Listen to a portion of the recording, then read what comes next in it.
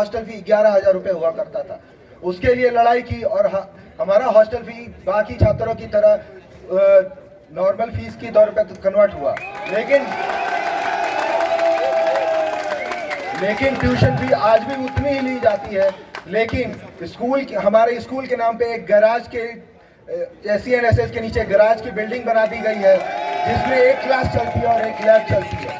ना ही हमारे पास फैसिलिटीज हैं कोई, और ना ही कोई हमारे पास स्कूल की सुविधा, हॉस्टल की प्रॉपर सुविधाएं हैं। हाँ सही बात है। रही मैं इसे करती हूँ। 2019 में जब मैं आया था दामोदर हॉस्टल से अपने क्लास तक आने में मुझे कोई ट्रांसपोर्टेशन का नहीं मिलता था, हमें चल के आना पड़ता था।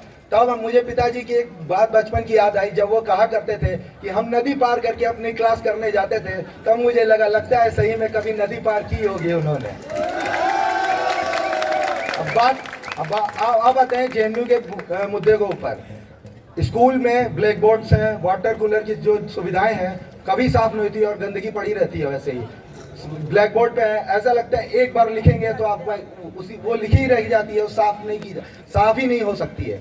ऐसे प्रोजेक्टर्स खराब पड़े हुए हैं SL की बिल्डिंग्स में और SSS की बिल्डिंग्स में। हमारे स्कूल ऑफ इंजीनियरिंग में तो क्लासरूम ही नहीं है, हमारी बिल्डिंग नहीं है, तो हम कैसे बताएं कि हमारे क्लासरूम में दिक्कतें क्या है। पहले क्लासरूम के लिए बिल्डिंग तो मिले हमें।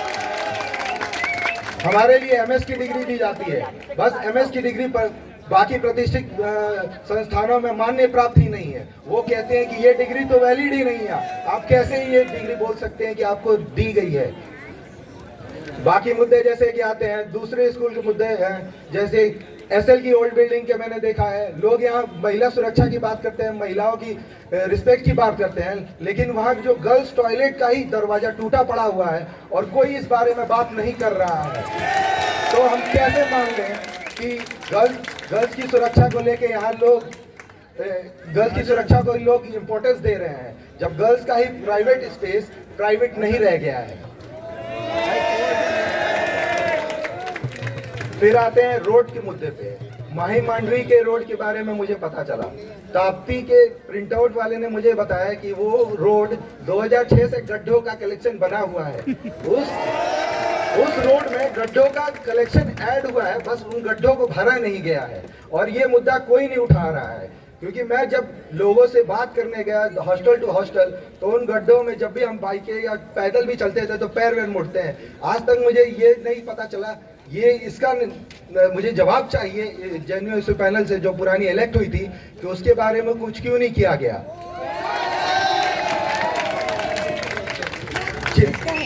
JNU की VC के घर के सामने 3 लेयर का वेलक्रो का जैसा रोड बना दिया गया है, लेकिन ताप्ती रोड, माही मांडवी रोड या कि दामोदर का जो रोड है उसको तक नहीं बनाया गया है। फिर हेल्थ सेंटर पे आते हैं। हमारा वर्ल्ड फेमस यूनिवर्सिटी है, हेल्थ सेंटर क्या ही गजब है हमारा। यहाँ पे एक पैरासीटामोल की गोली लो और खुद को तृप्त करो, ऐसा एक तो नारा चलता है। कोई भी बीमारी हो आपको एक पैरासीटामोल दे देते हैं या तो एक एलर्जन दे देते हैं, इसके भरोसे आप हार्ट अटैक को ठीक कर लीजिए।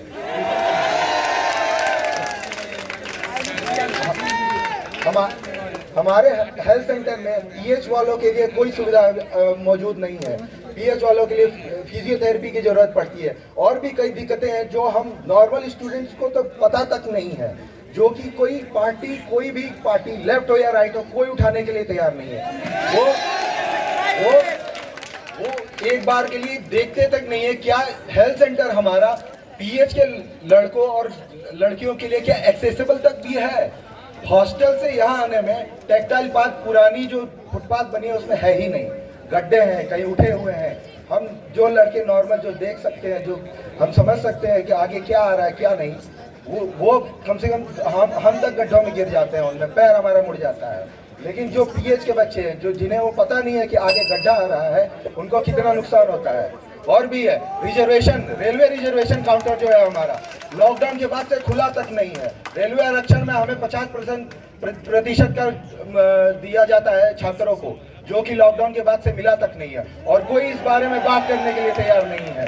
और मैं ये वुमेन सेफ्टी की बात करें, वुमेन सेफ्टी के नाम पे यहाँ फेमिनिज्म में बहुत ढीढोरा लोग पीटते रहते हैं। ये कर देंगे, हम GS ला देंगे, हम GS को रीइंस्टॉल करेंगे। GS को रीइंस्टॉल करिए, बस सिक्योरिटी जो लैब्स है उसका क्या करेंगे आप? लड़कियों के साथ छेड़छाड़ होती है, लड़कियों के साथ बाहर के गुंडे आके छेड़छाड़ करते हैं, कैंपस के अंदर तक के कुछ गुंडे लड़कियों के साथ छेड़छाड़ करते हैं। आप उसका विरोध क्यों नहीं करते? आप उस चीज को समझकर उसके और हैंडल करने की काबिलियत क्यों नहीं रखते हैं? इतनी सिक्योरिटी लैप्सेस क्यों नहीं आती है? इतने वायलेंस के केसेस आते हैं। जैसे ही वायलेंस स्टार्ट होता है, इस यूनिवर्सिटी का सिक्योरिटी विभाग भाग निकलता है, पता नहीं कहाँ। जब जरूरत होती है लोगों के सर फूटते हैं, लेकिन कोई उसको हैंडल नहीं करता। प्रशासन यहाँ इतना विफल है कि कोई सीमा नहीं है। लोगों के सर फूट रहे हैं बट उन्हें फर्क नहीं पड़ता है।